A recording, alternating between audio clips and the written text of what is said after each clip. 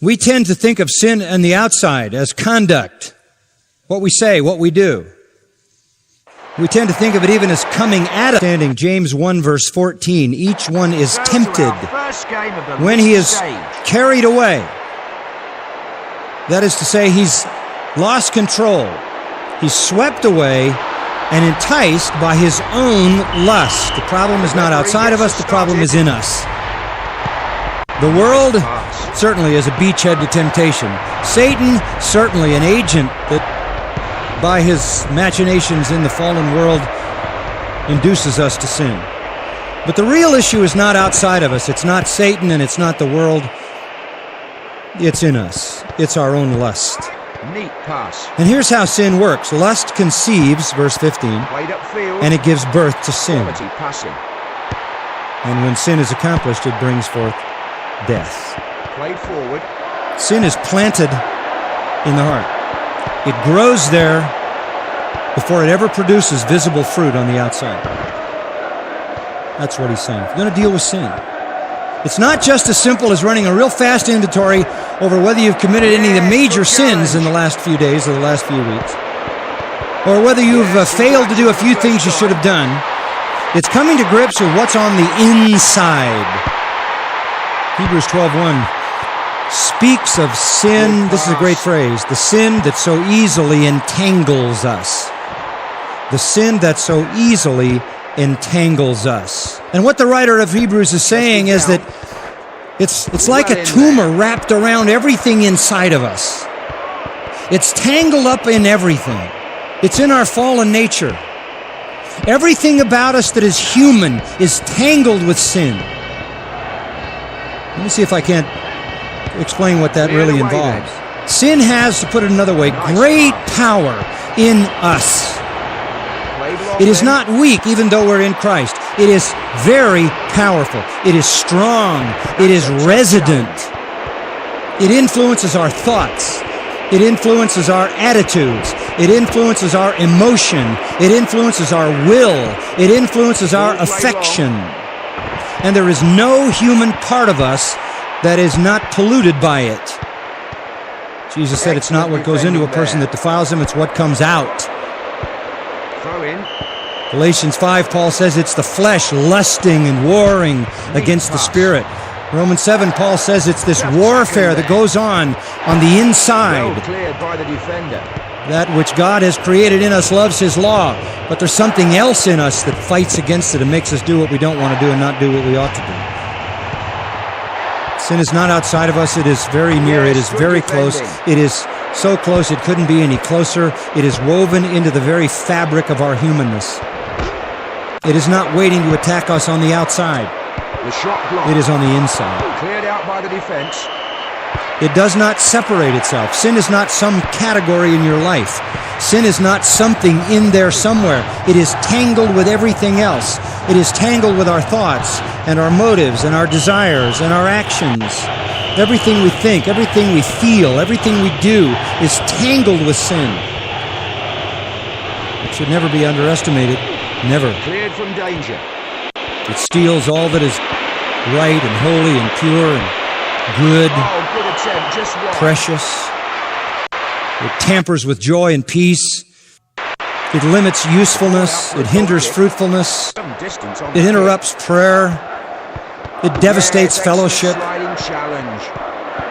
All our best thoughts and best motives, our best desires, our best actions No trouble for the keeper. have sin tangled in them.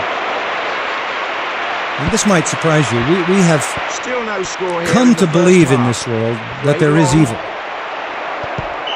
I think most people in the United States believe there's evil in the world. If nothing else, they believe there's evil in the world coming from Al-Qaeda And the referee gets us underway. and other people like mass murderers and criminals and terrorists and whatever. Well intercepted. And some would believe there's some evil somewhere in the world because of natural disasters and calamities and disease and death. That's sort of the definition of evil in the world, is when bad things happen. But we're good people, so the evil in the world is the bad that happens to good people. Let me just say something to you as simply as I can say it. We have defined calamity as the worst evil, disaster as the worst evil, catastrophe as the worst evil, illness as the worst evil, some level of human misery as the worst evil, and that is wrong. There is more evil in the least sin than there is in the worst calamity. There's more evil before God in the least sin that spiritually rebels against Him than the worst physical calamity, the worst natural disaster. Sin is the worst thing. That's a good tackle. We can't buy into the world's definition that you have a lot of good people running around who are suffering some external evil that hits them when they least expect it from the outside. Oh, well played by the defender. Calamity is not necessarily evil. It is the result of sin, but it may well be the act of a righteous God, right? Yes, and He doesn't do evil. finish. But this we know, sin is always sin. Sin is always sin. There is more evil in the calamity. What happens to people physically isn't the issue, it's what happens to people spiritually. And I know you can get very exercised about a terrorist attack. Would to God that you could get more exercised about a sin in your own heart, which is far worse.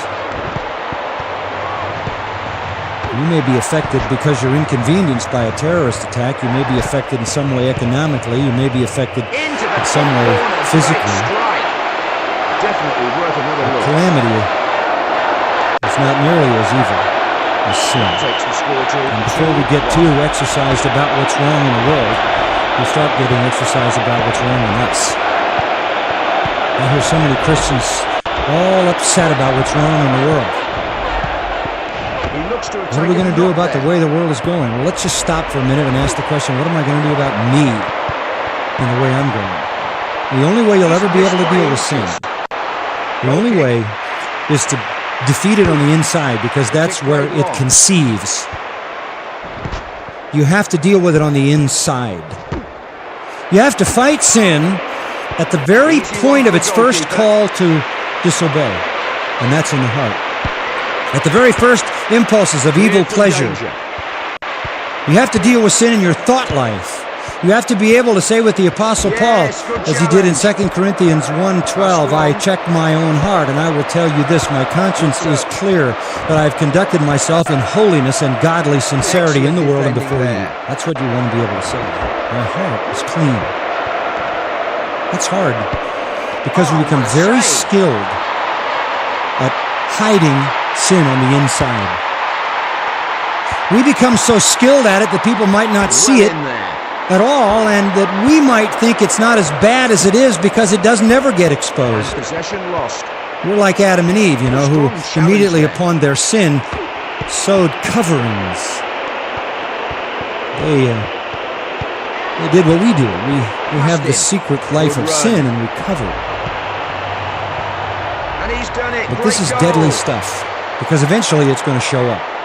And here's the replay. By energizing the inner faculties, by energizing your mind, your emotion, your will, your affection, your memory, and your imagination, sin works directly, not indirectly, on your soul to corrupt it.